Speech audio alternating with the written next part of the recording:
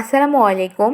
আজ আমি আপনাদের সাথে পারফেক্ট বাটারস্কচ কেক বেস তৈরি, সাথে প্রালিন কি করে তৈরি করবেন এবং ক্যারামেল সস কি করে তৈরি করবেন এবং এই কেকটার ডেকোরেশন সহ A to Z বিশদ আকারে আপনাদের সাথে শেয়ার করেছি। আর এই কেকটার দাম আমি কত রেখেছি সেটাও বলেছি এই ভিডিওতে।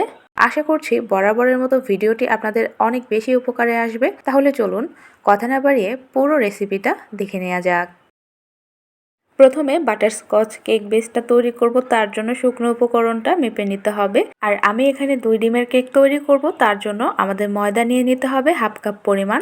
তবে ময়দা উঠানোরও কিছু টেকনিক থাকে। দেখুন, এভাবে যে আমি কাপটা ঢুকিয়ে ময়দা নিলাম, তো এভাবে আমাদের কখনোই নেওয়া যাবে না, এতে করে ময়দার পরিমাণটা বেশি হবে। তো আপনারা অনেকেই বোঝেন না, ভিডিওতে দেখানো নিয়ম অনুসারে ঠিকই তৈরি করেন, কিন্তু দেখা যায় যে উপকরণ কম বেশি হয়ে যায়, সেক্ষেত্রে কেকটা পারফেক্ট হয় না। তো শুকনো উপকরণটা দলা ধরে থাকে, সেজন্য অবশ্যই শুকনো উপকরণটা নেওয়ার সময় একটু ঝেড়ে নেবেন, যেমনটা দেখতে পাচ্ছেন ভিডিওতে।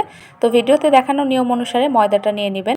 এই যেভাবে তুললাম, তো এখন করতে হবে কি, একটা স্কেল হোক বা যে কোনো একটা কিছু দিয়ে সমান করে নেবেন। চাপাচাপি করা যাবে না, একদম ওপর থেকে আলতোভাবে এক্সট্রা ময়দাটুকু ফেলে দিতে হবে, দিয়ে কাপের সমান করে আমাদেরকে নিতে হবে। চাপাচাপি করা যাবে না, হালকা করে ময়দাটা উঠিয়ে নিলাম, ওপর থেকে সমান করে নিলাম। এভাবে আমাদেরকে ময়দাটা নিয়ে নিতে হবে হাফ কাপ পরিমাণ। আর কেক তৈরিতে শুকনো উপকরণটা অবশ্যই চেলে নিতে হবে, এটা আমরা কম বেশি সবাই জানি। এখন আমি দিয়ে দিচ্ছি 1 টেবিল স্পুন পরিমাণ কর্নফ্লাওয়ার। ময়দাটার সাথে কর্নফ্লাওয়ার দেওয়ার চেষ্টা করবেন, এতে করে কেকটা অনেক বেশি সফট হয়। এরপর আমি দিয়ে দিচ্ছি হাফ চা চামচ পরিমাণ বেকিং পাউডার। তো এখন 3টা শুকনো উপকরণ ভালো মতো চেলে নিতে হবে। শুকনো উপকরণটা চেলে নেওয়া হয়ে গেলে একটা স্প্যাচুলা দিয়ে খুব ভালো মতো মিশিয়ে নিচ্ছি। মিশিয়ে নেওয়া হয়ে গেলে আমি এক পাশে শুকনো উপকরণটাকে সরিয়ে রেখে দিচ্ছি।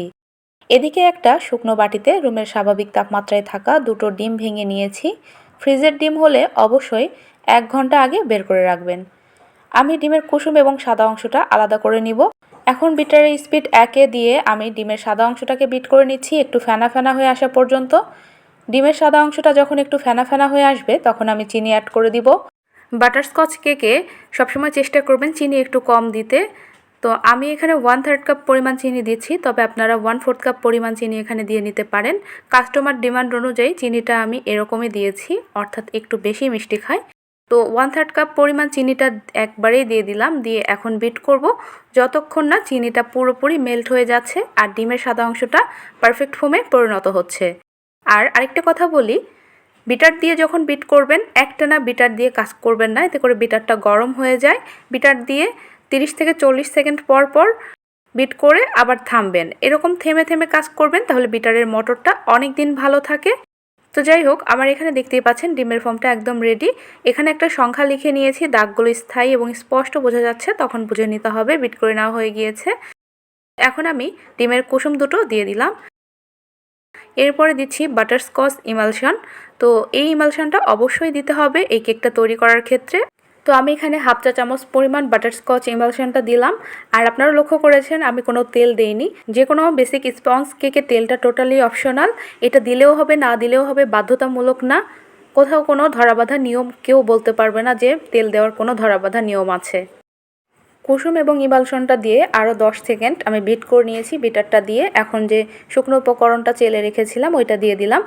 আর এই পার্টটা খুবই ইম্পর্টেন্ট, একটুও তাড়াহুড়ো করা যাবে না। বিটারের কাঁটাটা দিয়ে আমি ফোল্ডিং মেথডে একদিক ঘুরিয়ে ঘুরিয়ে আলতো হাতে শুকনো উপকরণটা ডিমের ম্যারাঙের সাথে মিশিয়ে নিচ্ছি। আপনারা চাইলে হ্যান্ড উইক্স অথবা স্প্যাচুলা দিয়েও মিশিয়ে নিতে পারেন, যেটা দিয়ে মিশান না কেন অবশ্যই লক্ষ্য রাখতে হবে ফোমটা যেন একটুও দেবে না যায়। অনেকেই শুকনো উপকরণটা মেশাতে পারেন না, ফোমটা দেবে যায়, যার ফলে কেকটা ফোলে না বা দেখা যায় যে কেকটা শক্ত হয়। তাই এই অংশটা একটু স্কিপ করবেন না, আপনাদের বোঝার সুবিধার্থে আমি একটু কাটিনি। দেখুন আমি কিভাবে মিশিয়ে নিই। ফোল্ডিং মেথডে একদিক ঘুরিয়ে ঘুরিয়ে আলতো হাতে মিশিয়ে নিতে হবে, যাতে করে আমরা যে ডিমের ম্যারাংটা বা ফোমটা তৈরি করেছি সেটা একটুও নষ্ট হয়ে না যায়। তো মেশাতে মেশাতে আপনাদেরকে কিছু কথা বলি। গরমের সময় ডিম কিনে এনে রুমের স্বাভাবিক তাপমাত্রায় রেখে দিবেন না, কেননা অতিরিক্ত গরমের কারণে ডিমের সাদা অংশটা পাতলা হয়ে যায়, আর সেই ডিমের সাদা অংশটা দিয়ে পারফেক্ট ফোম তৈরি করা যায় না। দেখা যায় যে পারফেক্ট ফোম তো হয় না, আবার অনেক সময় দেখা যায় ফোম তৈরি হওয়ার পর নিচে পানির মতো হয়ে থাকে। সেজন্য ডিম কিনে এনে নর্মাল ফ্রিজে রেখে দিবেন, কাজ করার 1 ঘন্টা আগে বের করে রাখবেন।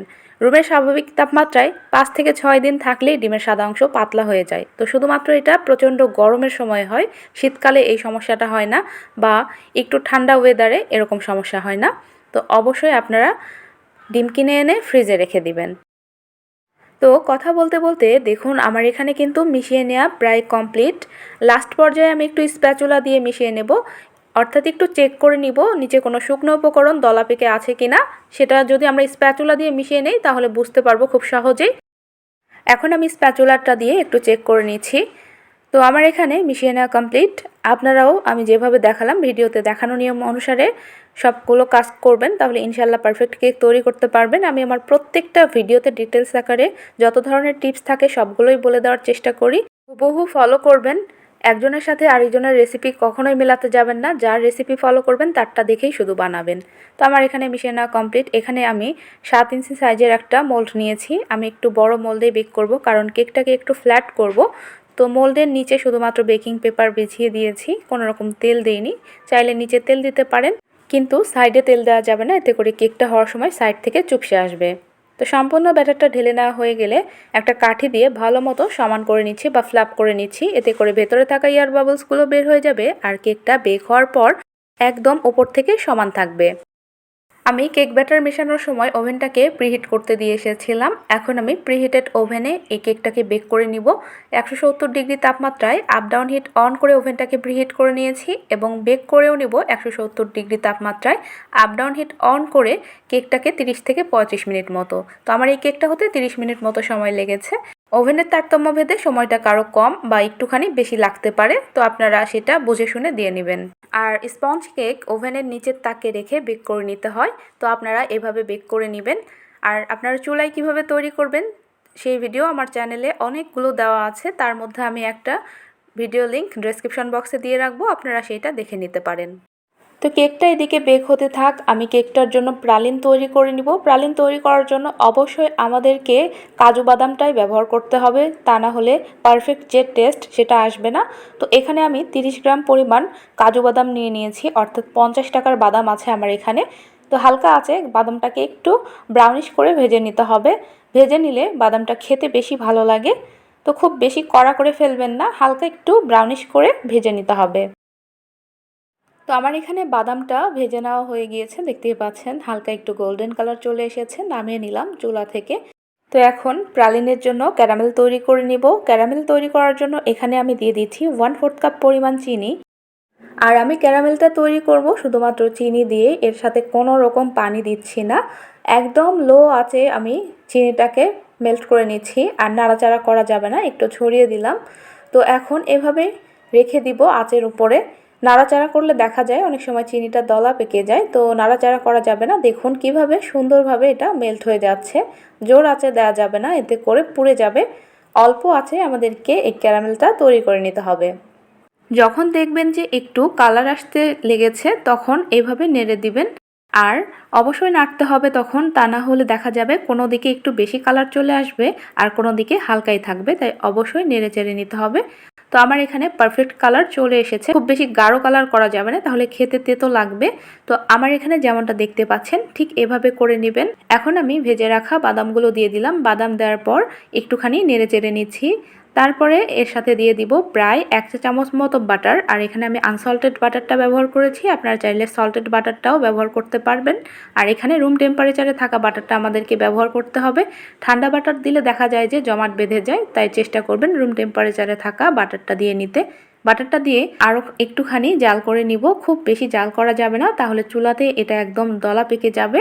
শুধুমাত্র সব কিছু যাতে ভালোভাবে মিশে যায় সেই পর্যন্তই আমাদেরকে নেড়ে চেড়ে জাল করে নিতে হবে। তো আমার এখানে জাল করে নেওয়া হয়ে গিয়েছে, এখন আমি ঢেলে নেব। আমি যেই প্লেটে প্রালিনটা সেট করব তার উপরে সম্পূর্ণ মিশ্রণটা ঢেলে দিচ্ছি। তো এইটা ঢালার পরে রুমের স্বাভাবিক তাপমাত্রায় এমনি রেখে দিবেন। এমনি থেকে এটা টেনে যাবে, অর্থাৎ শক্ত হয়ে যাবে। তো এটা একপাশে আমি সরিয়ে রেখে দিচ্ছি। এখন আমি ক্যারামেল সস তৈরি করব। ক্যারামেল সস তৈরি করার জন্য এখানে নিয়ে নিচ্ছি 1/3 কাপ পরিমাণ চিনি। তো চিনিটাকে সেমভাবে, অর্থাৎ আগে যেভাবে আমরা ক্যারামেল তৈরি করলাম ঠিক সেভাবেই ক্যারামেল তৈরি করে নিতে হবে। তো আমার এখানে ক্যারামেলটা রেডি, দেখতেই পাচ্ছেন। এখন আমি দিয়ে দিচ্ছি 2 টেবিল স্পুন পরিমাণ বাটার। তো 1/3 কাপের জন্য আমাদের বাটার লাগবে 2 টেবিল স্পুন পরিমাণ। বাটারটা দিয়ে আবারও আমি একটুখানি জাল করে নিব, অর্থাৎ বাটারটা মেল্ট হয়ে যাওয়া পর্যন্ত জাল করে নিব।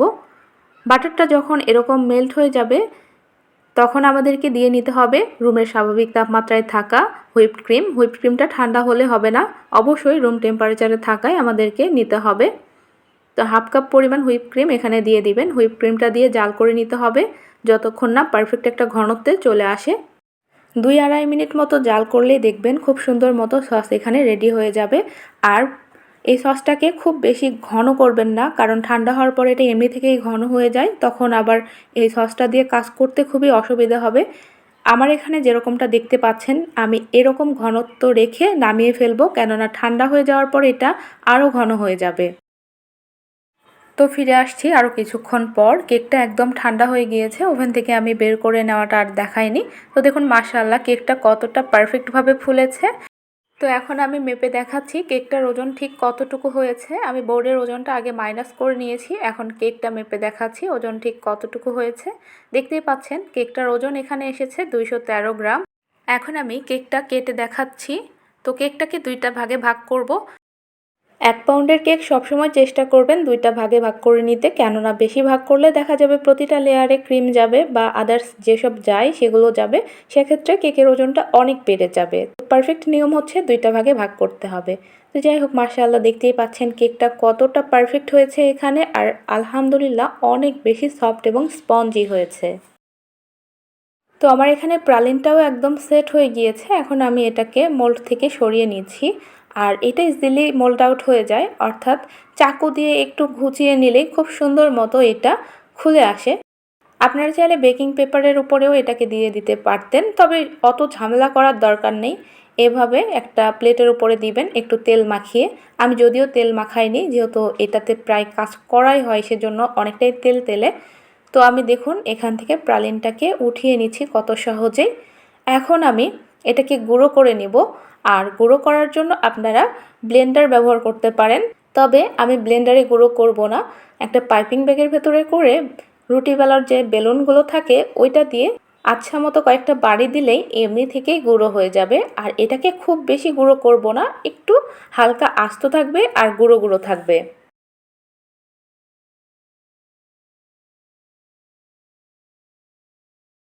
তো দেখুন আমার এখানে গুঁড়ো করে নেওয়া হয়ে গিয়েছে, আর এটা দেখতে কেমন হয়েছে আপনাদের আমি একটু কাছ থেকে দেখিয়ে দিচ্ছি। তো এটা দেখতে ঠিক এরকম হবে। আপনারা চাইলে আরও গুঁড়ো করে নিতে পারেন, তবে আমার কাছে মনে হয় এরকম আস্ত থাকলে খাওয়ার সময় যখন এটা মুখে বাঁধে তখন খেতে বেশি মজা লাগে। তো যাই হোক এখন আমি হুইপড ক্রিম তৈরি করে দেখাবো বাটারস্কচ ফ্লেভারের। তো এখানে আমি ট্রপিক্যাল হুইপড ক্রিমটা ব্যবহার করছি, ফ্রিজ থেকে আধা ঘন্টা আগে বের করে রেখেছি। কিছুটা লিকুইড এবং কিছুটা বরফ আছে, এই অবস্থায় আমি এখান থেকে ক্রিমটা উঠিয়ে নিচ্ছি। আর আজকের এই কেকটা ডেকোরেশন করতে আমার টোটাল ক্রিম লেগেছে 2/3 কাপ পরিমাণ। তো যেহেতু সিম্পল একটা ডিজাইন সেজন্য খুব বেশি একটা ক্রিম লাগেনি, একটুখানি ক্রিম বেঁচেই গিয়েছিল। এখন আমি ক্রিমটাকে আবারও ডিপ ফ্রিজে রেখে দিব।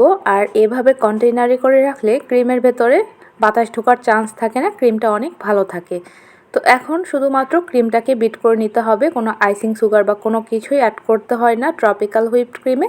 তো ক্রিমটা যখন 90% মতো স্টিফ হয়ে যাবে তখন আমি এর সাথে যে ক্যারামেল সসটা তৈরি করে রেখেছিলাম ওইটা দিয়ে দিব। তো আমার এখানে 90% মতো স্টিফ হয়ে গিয়েছে। এখন আমি এখানে ক্রিমের সাথে প্রায় 1 চা চামচ পরিমাণ বাটারস্কচ ইমালশনটা দিয়ে দিচ্ছি। এরপরে ক্যারামেল সসটা দিয়ে দিব। তো আমি ক্যারামেল সসটা প্রায় 2 টেবিল স্পুনের মতো ঢেলে নিলাম। তো এখন হাই স্পিডে দিয়ে বিট করে নিতে হবে আরও 1 মিনিট, তাহলেই ক্রিমটা একদম পারফেক্ট রেডি হয়ে যাবে। তো আমার এখানে দেখুন ক্রিমটা একদম রেডি। তো এখন কেকটা ডেকোরেশন করে নিব। এখানে আমি 9.5 ইঞ্চি সাইজের একটা বোর্ড নিয়েছি, বোর্ডের নিচে অল্প একটু ক্রিম দিয়ে দিলাম, এতে করে কেকের স্লাইসটা সুন্দর মতো সেট হয়ে থাকবে। এখন আমি সুগার সিরাপ দিয়ে দিব। আর এখানে 1/3 কাপ পরিমাণ পানির সাথে প্রায় 1.5 টেবিল স্পুন পরিমাণ চিনি দিয়ে এই সুগার সিরাপটা বানিয়ে নিয়েছি। চিনিটা একটু কম দিয়েছি, কেননা প্রতিটা লেয়ারে এখানে আমরা ক্যারামেল সস ব্যবহার করব, চিনির পরিমাণটা একটু কমই দিতে হবে। এখন তৈরি করে রাখা হুইপ ক্রিমটা দিয়ে প্যালেট নাইফটা দিয়ে একটু সমান করে নিচ্ছি। এরপরে যে ক্যারামেল সসটা তৈরি করে রেখেছিলাম ওইটা পাইপিং ব্যাগে করে দিয়ে নিব। তো আমার এখানে ক্যারামেল সসটা একটু বেশি ঘন হয়ে গিয়েছে, তো এটা আমি পরে ঠিক করে নিয়েছি। তো এখানে প্রালিনটা দিয়ে দিচ্ছি, দিয়ে আরেকটা স্লাইস দিয়ে দিব কেকের। এরপরে সুগার সিরাপ দিয়ে আমি ফাইনাল ক্রিমটা দিয়ে নিব। আর ক্যারামেল সসটাকে আমি কিভাবে ঠিক করলাম সেটা বলে নেই। ক্যারামেল সসটা আমি যে গ্লাসে ঢেলেছি ওই গ্লাসটাকেই গরম পানির পাত্রের উপরে একটুখানি রেখে দিয়েছিলাম, এতে করে আবার তরল হয়ে গিয়েছে। এখন আমি যেই পাইপিং ব্যাগে করে ক্যারামেল সসটা দিয়ে নিয়েছি ওই পাইপিং ব্যাগে ক্রিম ভরে নিয়ে ওইটা দিয়ে কেকের উপরে দিয়ে নিচ্ছি। প্যালেট নাইফ দিয়ে খুব সুন্দর মতো একটা ফিনিশিং দিয়ে নিব। যদিও সাইডে প্রালিন দেওয়া থাকবে তবুও আমি খুব ভালো মতো ফিনিশিং দিয়ে নিচ্ছি। এখন আমি এখানে জিগজ্যাগ একটা স্ক্র্যাপার নিয়েছি, ওইটা দিয়ে ফাইনাল ফিনিশিংটা দিয়ে নিব। কেকটাতে ফিনিশিং দিয়ে না কমপ্লিট। এখন আমি যে ক্যারামেল সসটা তৈরি করে রেখেছিলাম ওইটা আরেকটা পাইপিং ব্যাগে নিয়ে মাথাটা খুব ছোট করে কেটে এভাবে রাউন্ড করে ঘুরিয়ে নিচ্ছি। কেকটা একেবারেই সিম্পল রাখার চেষ্টা করব, কেননা বাটারস্কচ কেক বেশি ডেকোরেশন করলে আসলে ভালো লাগে না। আর দেখুন এটা কেমন তরল হয়ে গিয়েছে। গরম পানির উপর রেখে দিয়েছিলাম গ্লাসটাকে, যার জন্য এরকম সুন্দর আগের ফর্মে চলে এসেছে। এখন একটা কাঠি দিয়ে ডিজাইনটা করে নিচ্ছি। প্রথমে সামনের দিকে টেনে নিচ্ছি, এরপর সামনে থেকে মাঝ বরাবর টেনে নিলেই খুব সুন্দর একটা ডিজাইন হয়ে যায়। আসলে এটা বলে বোঝানোর মতো না, আপনারা একটু লক্ষ্য করলেই বুঝতে পারবেন। যদিও পুরাতন একটা ডিজাইন, অনেকেই করেছে।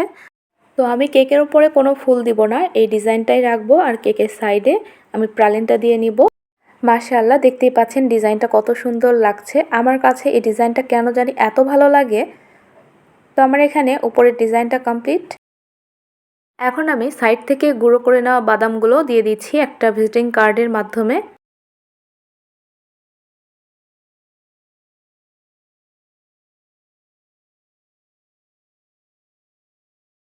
এই তো আমার কেক রেডি। এখন আমি মেপে দেখাচ্ছি এই কেকটার ওজন ঠিক কতটুকু হয়েছে। প্রথমে আমি সেম একটা বোর্ডের ওজন মাইনাস করে নিচ্ছি, এরপর কেকের ওজনটা আপনাদেরকে দেখিয়ে দিচ্ছি। তো আমার এখানে কেকটার ওজন এসেছে 583 গ্রাম, তার মানে কেকটা হাফ কেজিরও বেশি হয়েছে। আর পাউন্ডের হিসেবে ধরলে এখানে 1 পাউন্ডের থেকে 130 গ্রাম বেশি হয়েছে। 450 থেকে 453 গ্রামে 1 পাউন্ড হয়ে থাকে, সেক্ষেত্রে কেকটা 1 পাউন্ডের থেকে 130 গ্রাম বেশি হয়েছে। তো এখন বলি, এই কেকটার দাম রেখেছিলাম আমি 900 টাকা। তো আপনাদের কাছে কেমন লেগেছে আজকের এই কেকের রেসিপিটা অবশ্যই কমেন্টে জানাবেন। বেকিং রিলেটেড কোনো ধরনের প্রশ্ন থাকলে কমেন্ট বক্সে জানাতে পারবেন। আজকের মতো ভিডিওটি এখানেই শেষ করছি। কথা হবে নেক্সট ভিডিওতে। সেই পর্যন্ত সবাই অনেক ভালো থাকবেন, সুস্থ থাকবেন। আল্লাহ হাফেজ।